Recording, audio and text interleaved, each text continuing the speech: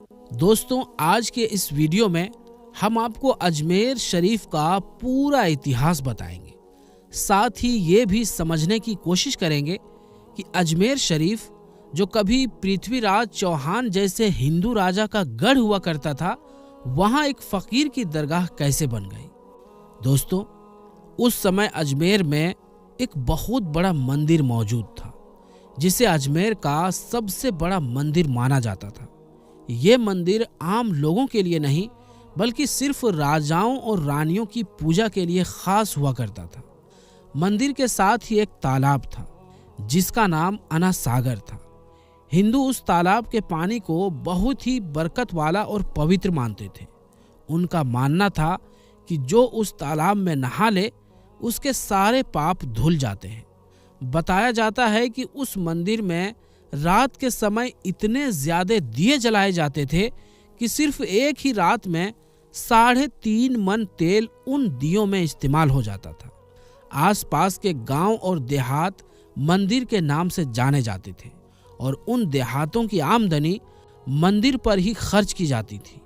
मंदिर में हजारों नौकर थे, जिसका काम आने वाले लोगों की सेवा और देख रेख करना था। वही लोग बताया करते थे कि कौन सा भगवान बेटा देता है, कौन सा देवता सेहत और तंदुरुस्ती देता है और किस मूर्ति की पूजा करने से दौलत बढ़ती है। लेकिन दोस्तों, यहीं से अजमेर की कहानी धीरे धीरे एक नया मोड़ लेती है। जब ख्वाजा गरीब नवाज रहमतुल्लाह अलैह अजमेर पहुंचे, तो आप अना सागर के कुछ दूरी पर एक चटाई बिछाकर अपने मुरीदों के साथ बैठ गए। वक्त असर का था, तो ख्वाजा गरीब नवाज रहमतुल्लाह अलैह ने हजरत कुतुबुद्दीन बख्तियार काकी रहमतुल्लाह अलैह से आज़ान देने को कहा। ये अजमेर की सरजमीन पर अल्लाह के एक होने और हजरत मोहम्मद सल्लल्लाहु अलैहि वसल्लम के रसूल होने का पहला खुला ऐलान था। उस वक्त अजमेर में रहने वाले लोग इस्लाम के बारे में कुछ भी नहीं जानते थे। जब आज़ान की आवाज़ गूंजी तो लोग हैरान हो गए।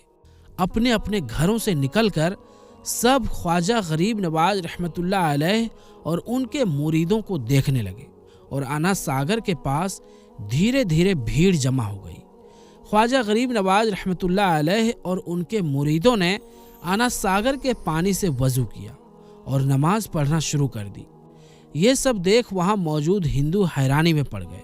वे सोचने लगे कि सारे भगवान तो मंदिर के अंदर हैं, तो ये लोग खड़े होकर किसके आगे झुक रहे हैं। शाम का वक्त हुआ। राजा के ऊंट, जो दिन में चरने गए थे, अपने चारवाहों के साथ वापस आने लगे। इत्तेफाक से जिस जगह ख्वाजा गरीब नवाज बैठे हुए थे, वही जगह राजा के ऊंटों की बैठने की थी। चारवाहों ने कहा, ओ बाबा साहब, यहाँ से उठ जाइए, ये राजा के ऊंटों की बैठने की जगह है। ख्वाजा गरीब नवाज रहमतुल्लाह अलैह ने फरमाया, इतना बड़ा मैदान खाली पड़ा है, ऊंट कहीं भी बैठ सकते हैं, बेवजह हमें क्यों तंग करते हो। लेकिन वे नहीं माने। उन्होंने मुसल्ला उठाकर इधर उधर करने की कोशिश की और बदतमीजी करने लगे। आखिरकार सख्त लहजे में कहा, यह जगह राजा के ऊंटों की है, यहाँ वही बैठेंगे, तुम लोग कहीं और जाकर मुसल्ला बिछा लो। तब ख्वाजा गरीब नवाज रहमतुल्लाह अलैह उठ खड़े हुए और हजरत कुतुबुद्दीन बख्तियार काकी रहमतुल्लाह अलैह से फरमाया, उठो कुतुबुद्दीन, ये कह रहे हैं कि ये ऊंटों के बैठने की जगह है, तो चलो मैं कहता हूँ अब यहाँ सिर्फ ऊंट ही बैठेंगे। ये कहते हुए ख्वाजा गरीब नवाज रहमतुल्लाह अलैह अपने साथियों के साथ वहाँ से उठ गए। अगली सुबह जब ऊंटों को चराने के लिए ले जाने का वक्त आया, तो चारवाहों ने ऊंटों को उठाना चाहा, लेकिन हैरानी की बात यह थी कि ऊंट अपनी जगह से उठ ही नहीं पा रहे थे। चारवाहों ने जोर लगाया, मार मार कर उठाने की कोशिश की, लेकिन ऊंट बैठे ही रहे। चारवाहे परेशान हो गए। वे सोचने लगे कि जो ऊंट कल तक एक इशारे पर खड़े हो जाते थे, आज अचानक क्या हो गया कि हिल तक नहीं रहे। तभी उन्हें कल की बात याद आई, जब उस बाबा ने कहा था, चलो अब यहाँ सिर्फ ऊंट ही बैठेंगे। धीरे धीरे लोग जमा होने लगे। कोई कहने लगा कि वो फकीर कोई बड़ा जादूगर है, तो किसी का मानना था कि वो भगवान का कोई नया अवतार है। आखिरकार ये बात पृथ्वीराज चौहान तक जा पहुंची कि एक मुसाफिर फकीर ने राजा के ऊंटों पर जादू कर दिया है। राजा ने ख्वाजा मोइनुद्दीन चिश्ती रहमतुल्लाह अलैह के पास खबर भिजवाई और कहलवाया, तुम कैसे फकीर हो जो बेजुबान जानवरों को बांध कर रखा है? ये बेचारे भूख और प्यास से मर जाएंगे। मेहरबानी करके अपना जादू वापस ले लो। ख्वाजा गरीब नवाज रहमतुल्लाह अलैह ने फरमाया, हम मुसलमान हैं, हम ना बद्दुआ करते हैं और ना जादू। ऊंट जिसके हुक्म से बैठे थे उसी के हुक्म से खड़े भी हो जाएंगे। जब दोबारा चारवाहों ने ऊंटों को उठाने की कोशिश की तो हैरानी की बात यह थी कि पहली ही बार में सब ऊंट खड़े हो गए। इस वाक़ये के बाद गैर मुस्लिमों की दिलचस्पी इन मुसाफिरों में और ज्यादा बढ़ गई। अब अजमेर में 5 वक्त आज़ान दी जाने लगी और खुलेआम नमाज अदा की जाने लगी। आखिरकार ये सारी बातें राजा पृथ्वीराज चौहान तक पहुंचा दी गई। राजा से शिकायत की गई कि राजा साहब, जो फकीर यहाँ आए हुए हैं वो सब मुसलमान हैं, 5 वक्त आज़ान देते हैं, हमारे पवित्र तालाब से हाथ मुंह धोते हैं और उसे गंदा करते हैं। इतना ही नहीं, ये हमारे धर्म के खिलाफ भी बातें करते हैं और कहते हैं कि ये मूर्तियां पूजने के लायक नहीं, ये तो सिर्फ पत्थर है, इसलिए इन्हें यहाँ से हटा देना चाहिए। राजा पृथ्वीराज चौहान ने फकीरों के पास खबर भिजवाई और कहलवाया, तुम लोग गोश्त खाते हो, हमारे धर्म के खिलाफ बोलते हो और हमारे पवित्र तालाब को हाथ मुंह धोकर गंदा करते हो। ये बात हम किसी भी हाल में बर्दाश्त नहीं कर सकते, इसलिए तुम्हारे लिए बेहतर यही है कि तुम लोग यहाँ से चले जाओ। इस पर ख्वाजा मोइनुद्दीन चिश्ती अजमेरी रहमतुल्लाह अलैह ने फरमाया, और भी तो लोग इस तालाब से पानी लेते हैं, सिर्फ हमारे पानी लेने से आखिर क्या फर्क पड़ जाएगा? राजा ने जवाब दिया, वो सब हमारे धर्म और हमारे मजहब के लोग हैं और तुम दूसरे धर्म के हो। आइंदा अगर तुम लोगों ने तालाब को नापाक किया तो हम तुम पर सख्त कार्रवाई करेंगे। ख्वाजा गरीब नवाज रहमतुल्लाह अलैह ने हजरत कुतुबुद्दीन बख्तियार काकी रहमतुल्लाह अलैह से फरमाया, कुतुबुद्दीन, शायद ये लोग आगे चलकर हमारे पानी लेने पर कोई परेशानी खड़ी करें, जाओ एक मश्क पानी ले आओ। हजरत कुतुबुद्दीन बख्तियार काकी रहमतुल्लाह अलैह तालाब की तरफ बढ़े और बोले, चलो हम अपना प्याला भर लेते हैं। वहाँ मौजूद लोगों ने पहले तो उन्हें प्याला भरने से मना कर दिया, लेकिन बाद में इस शर्त पर राजी हुए कि तुम्हारा जिस्म पानी से नहीं छूना चाहिए, तभी हम तुम्हें प्याला भरने देंगे। मेरे दोस्तों, हजरत कुतुबुद्दीन बख्तियार काकी रहमतुल्लाह अलैह अना सागर के किनारे बैठ गए और अपना प्याला पानी में डुबो दिया।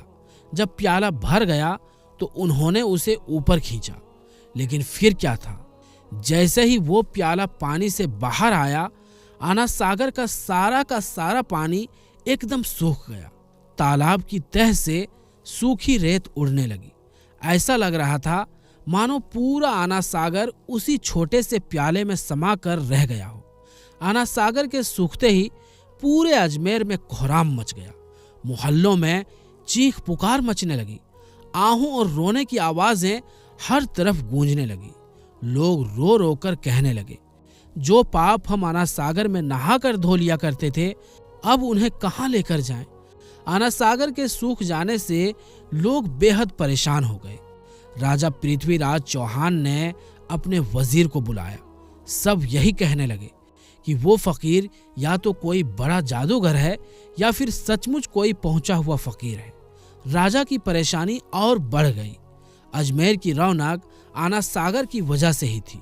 दूर दूर से लोग अजमेर आते थे और आना सागर में नहाकर अपने दिल को तसल्ली देकर लौट जाया करते थे। अगर आना सागर ऐसे ही सूखा रहा तो हिंदू धर्म को एक बड़ा धक्का लगेगा और ये बात बहुत शर्मनाक मानी जाएगी। आखिरकार तय हुआ कि उस फकीर से बात की जाए, देखा जाए कि वो फकीर आखिर चाहता क्या है। अगर उसकी कोई ऐसी बात हो जो हमें मंजूर हो तो हम उसकी बात मान लेंगे और उससे माफ़ी भी मांग लेंगे। इसके बाद मर्द, औरतों और बच्चे सब मिलकर उस फकीर के पास पहुंचे और मन्नत करने लगे। लोग हाथ जोड़कर कहने लगे, मेहरबानी कीजिए, हमें इस मुसीबत से छुटकारा दिला दीजिए, हमसे जो गलती हुई है उसे माफ कर दीजिए। अब हम अपने पापों का बोझ कहाँ लेकर जाएं और कैसे सुकून पाएं, क्योंकि हम लोग उसी तालाब में अपने पापों का बोझ धो लिया करते थे।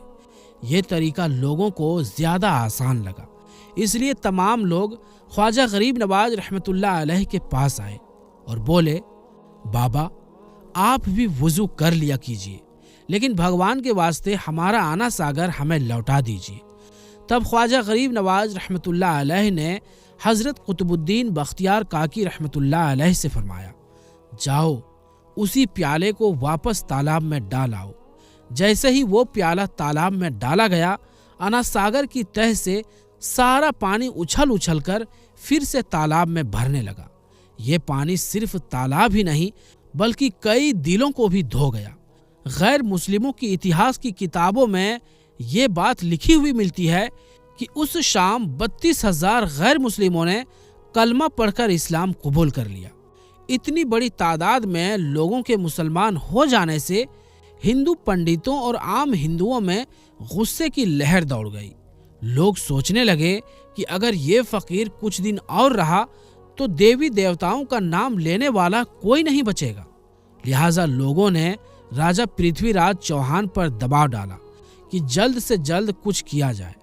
राजा ने मंदिर के बड़े पंडित रामदेव को बुलाया और हुक्म दिया कि बाबा साहब से मुकाबला रखकर उन्हें हराया जाए और अजमेर से बाहर निकाला जाए। रामदेव अपने वक्त का माना हुआ पंडित था। उसके इल्म की, काबिलियत की दूर दूर तक धूम थी। कहा जाता है कि वो शैतानी और जादुई ताकतों का मालिक था। उसने राजा को यकीन दिलाया कि जल्द ही अच्छी खबर मिलेगी। रामदेव बाबा ख्वाजा गरीब नवाज रहमतुल्लाह अलैह के पास आया और उल्टे सीधे सवाल करने लगे। ख्वाजा गरीब नवाज रहमतुल्लाह अलैह खामोश रहे।